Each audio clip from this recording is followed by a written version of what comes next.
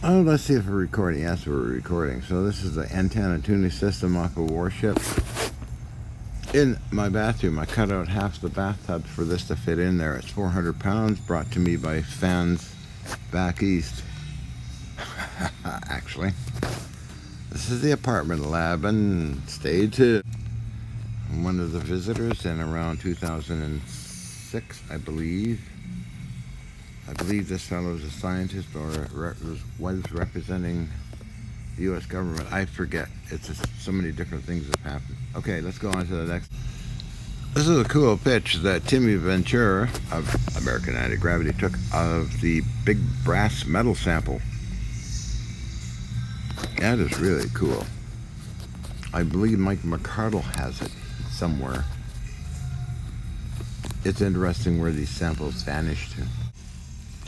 This would be off of in my apartment place. This is off one of the Navy ships. As well as this is actually off the one of the Navy ships used in X-Files.com, the submarine story. It's been painted a different color to tone it down for filming. Also, Endgame and .com were the two episodes filmed on warships.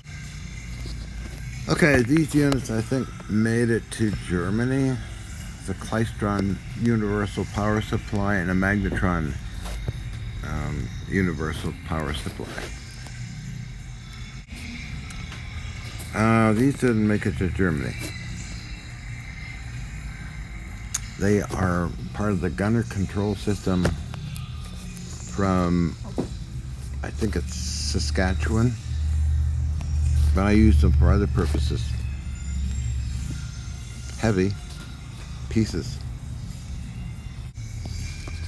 This is some of the apparatus I used in the experimental stuff I was doing in the mostly creative energy I was doing, not inventing. I'm not an inventor or scientist. However, the TV people wanted more and more, and they paid well, so I gave them anything they wanted. Really, it doesn't matter to me. So, just some of the gear that I don't know if it made it to Germany. Here's some of the monitoring gear and control gear for radar and countermeasure system, older version 1950s gunner control system. I had a number of these, and they were quite useful for display as well as learning from them as well as using them. Apartment lab, as they call it. I guess you call this a Tesla coil. It's in the apartment. I used it for high frequency interference in the test area. It was in the other room, kind of on an angle. This has been moved and put here. This is parts of intermix of the lab, as well as some artifacts. I'm just looking here to see what I had. Oh, one of those. Aha! In front of you is a compass, okay? Above the compass, let's see, on your right on the green, just above that, if you look deeply, some of the X-Files stuff. Okay, let's go on. This is the apartment, believe it or not. This is a one-bedroom apartment. Let's go on, Major. Yeah, well, it's true. This is a one-bedroom apartment. This is a ZB-37 machine gun sitting right there. And to your right is a radar unit, which I still have, by the way, from HMCS Yukon. And beyond that is more stuff that I still have, I believe. Interesting picture, though. Let's go on to the next one. The apartment adventure. Corpus, the city of New Westminster. Hell yeah, of course. What else? I guess somebody took a picture of this. That's Corinne, my girlfriend at the time. Let's go move on to the next one. Thank you. You won't believe this, but this is the hallway into the two-bedroom apartment. That's what it looked like. I feel sorry for the film crews that came and gone over the years going through this stuff. And at the very far beyond the engine room telegraph is the active area, and was my bedroom, or was. I had to sleep out in the hall. Feet in the bathroom and in front of this cabinet to your left. Crazy, huh? Okay, this is a film picture of the bullets used on a 20 mm anti-aircraft gun on the balcony. Yes, true. Believe it. Good heavens. But inert, as well as the bullets are inert. Not that stupid. Aha, this is a unique antenna that I got off the Navy ship's countermeasure system. At the bottom there to your left is part of an antenna off an aircraft. That was a good antenna. It did work well. Hey. Yeah, well, on this balcony, by the way, all of the wood midsection on the balcony have been squished together. Not due to weight, but something else. I have no idea what it is. Well, kind of, but I won't go into detail now. Oh, that's me, kind of rotten there, a bit old, burned out, and standing here is Richard Reed, who is a seasoned Canadian Broadcasting Corporation journalist, following up my story and writing business plans to the Canadian government on my behalf. 2006, I believe. In around that time frame, I think. Here's one of the scientists in the apartment. I don't know what he's doing there, maybe taking photos or something. But these scientists, there's videos on this group visiting as well. Were interested in getting me involved with the U.S. Pentagon building, which they did do. Let's go on to the next. Another scientist, this random picture sitting at Corinne's balcony downstairs. Same group. Okay, this is Timmy Ventura. I think he's holding the metal samples for display for photography. Harold Burnt, who actually filmed the 2006 experiment of mine when things started levitating. And behind him, I forget this gentleman and this younger fellow. I forget who he is. On to the next spout, huh? Okay, this is a picture of in the apartment living room, let's say, but to your right is a sonar system off of HMCS Saskatchewan. And on the front part is a revolving ear. You've probably seen it in some of the TV shows. I think that's off of Columbia or Yukon. Oh, I see I have... That's intriguing. So I had that on the balcony by the anti-aircraft gun. It's a gun director. It's on the balcony. Okay, it's heavy. It's a heavy piece. Okay, let's keep moving. Some of the gear, RF generation of gear, directional antennas. I mean, my place was literally a submarine, and there is a telerometer that I used in most of my experiments, by the way. The green box. You can see me using it in Beyond Invention for Discovery Channel. The apartment scientist looking at the gear I have, and he is looking at a piece that was used long ago in the World Trade buildings for communication, digital information between office buildings. I cannot say this came from the buildings.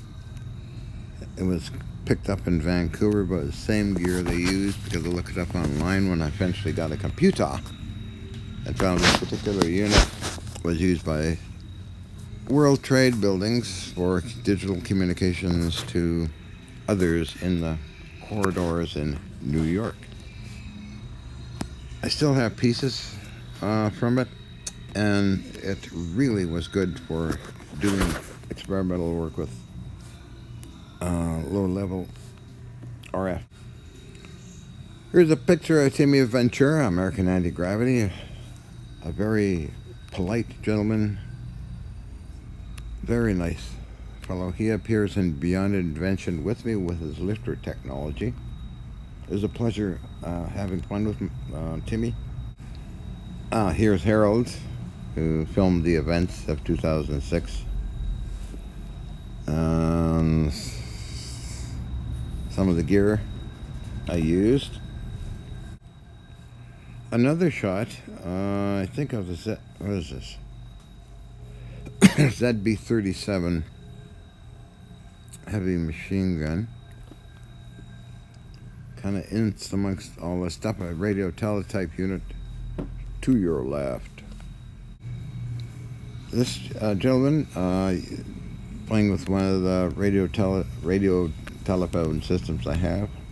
Okie dokie, on to the next.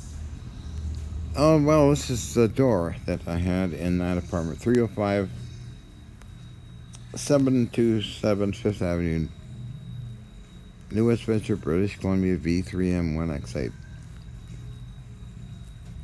The famous door. Here's Timmy taking video. This is the apartment complex behind him.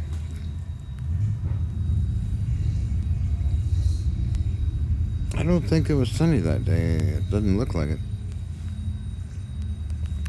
Actually, a nice strong building for a wood building to hold my place anyway.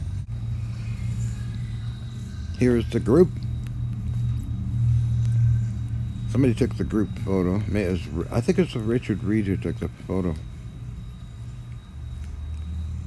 So we all had fun in the apartment, filmed everything. Let's see, Corinne's apartment down below. Let's go on to the next photo. The team examining metal samples, as you can see here.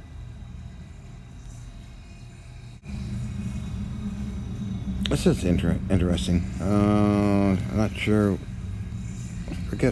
I remember this gentleman doing something. I don't know, I forget. This is the sonar system of HMCS Saskatchewan. That's Harold Burnt. Just posing for photos that somebody took. Harold just started studying some of the control mechanisms I had in the apartment. One good thing was variacs were very handy in tuning up different pieces of gear I had there. Two scientists just having fun, taking photos and that kind of stuff. And just behind this gentleman's head is on your right is a kilowatt PEP, peak inverse envelope PV, peak inverse power transmitter. So I'm going to end this video with the first broadcast.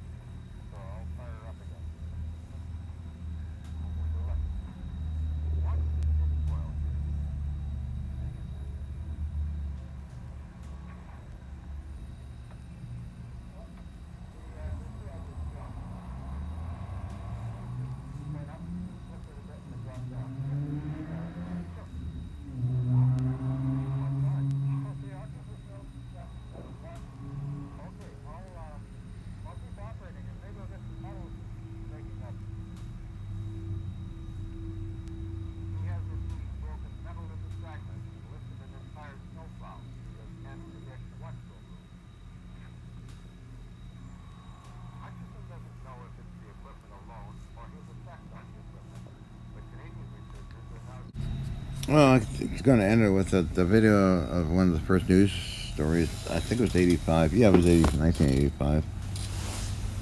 Okay, so that's some of the stuff. Well, yeah, I get questions. I'm going to do it again. I always get bugged for that one. Since I had such varied interests ever since I was a kid. I think so. I'm going to try something with time. I have an idea. But you know, the resources are not that good these days compared to Vancouver in the 70s, 80s time frame, because there's surplus everywhere. Nobody wanted it. It was delivered free. Nowadays it's antiques and it's on eBay and it's hardly any of it existing anymore. And I don't know where you find it. But I got some resources and I know what to do. But I want to try something with atomic clocks, if I can just offset 1 second. I'm fascinated by the scientist that did was featured a documentary on time machines, who's doing a circular laser around himself to see if there's any disturbances in the timeline. I like to try that with magnetic fields and electrostatic fields along with other things. But anyway, we'll see. I have many projects I'm doing. I'm very active. I'm very busy. So I'll catch you guys later. Have a great day. Bye.